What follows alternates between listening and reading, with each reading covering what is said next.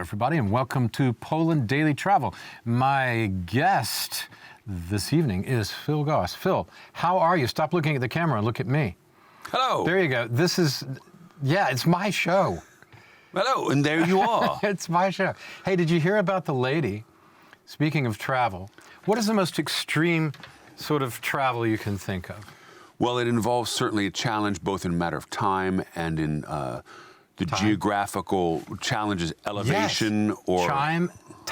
Wow, you're like a soothsayer, because time and geographical formation is exactly the story. Do you know the story I'm thinking? Please tell us. Enlighten us, please. You know, it's a story of the Spanish lady who went and lived in a cave for 500 days. Did you hear about that?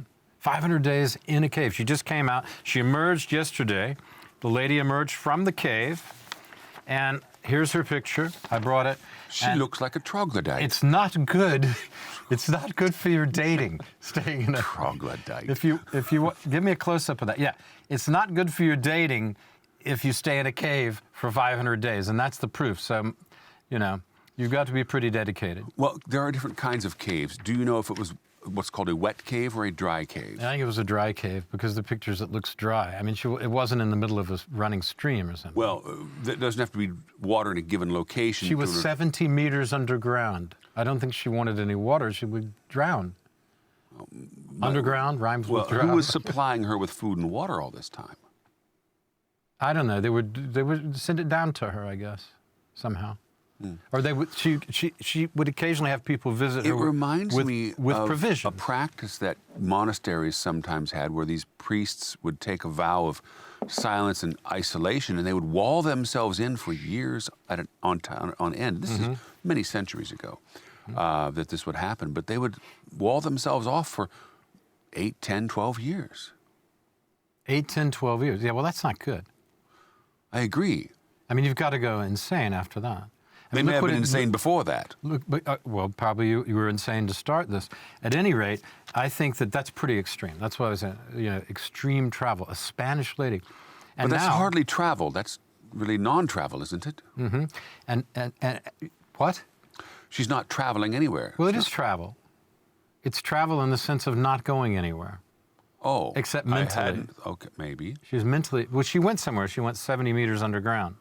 Be it a cave, be it a desert island, be it a jail cell, or a cell for isolations, the way the monks used to do it for 8 to 10 years at a time.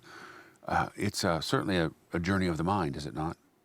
Well, it's got to be, yeah. I mean, when she came out, she said, "Oh, we're going." I really was looking forward to taking a shower, but people from Christian Dior arrived, and they said, "No, we need to examine you to see.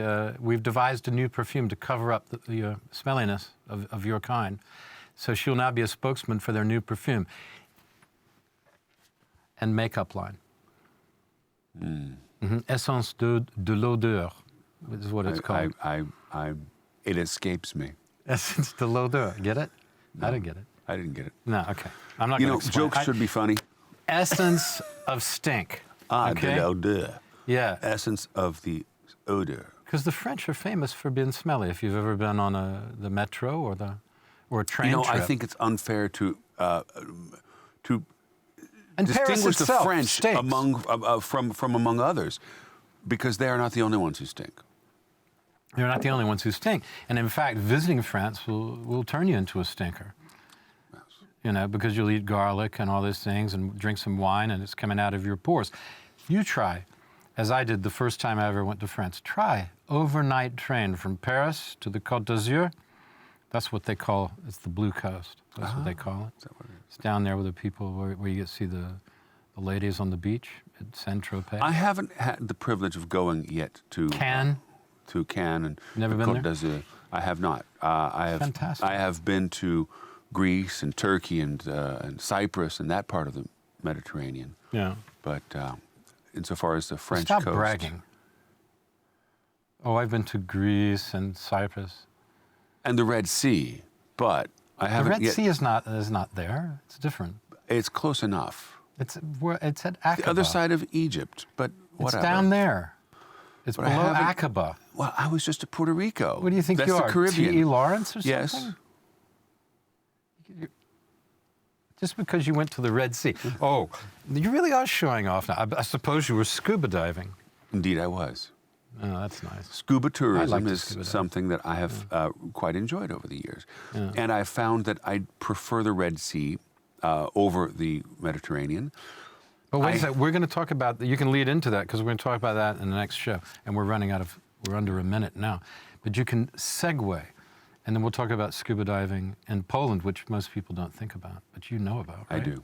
Okay, I want to talk about that because that sounds fun. I want to do it. We'll go sometime. Yeah.